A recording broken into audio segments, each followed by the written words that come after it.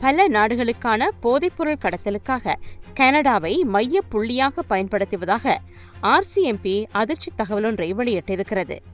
Canada முழுவதும் drug கார்ட்டல்ஸ் எனப்படும் 7 சர்வதேச போதைப்பொருள் கடத்தல் கும்பல்கள் தற்போது செயற்பட்டு வருவதாக RCMP தேசிய குற்றப்பிரிவு தலைவர் மேத்யூ பெர்ட்ரண்ட் தெரிவித்திருக்கின்றார்.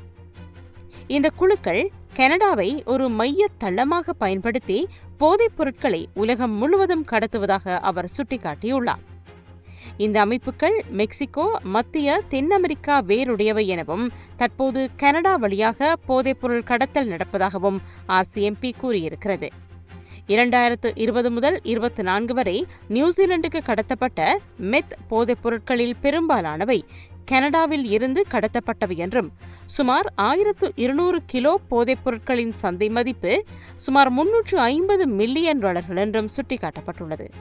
கடந்த 2 ஆண்டுகளில் மட்டும் கனடா முழுவதும் 11 போதைப்பொருள் கும்பல்களை முடக்கியதாகவும் இவர்களிடமிருந்து போதைப் பொருட்கள், ஆயுதங்கள், வெடிபொருட்கள் என்று பல்வேறு பொருட்கள் கைப்பற்றப்பட்டதாகவும் RCMP தெரிவித்திருக்கிறது.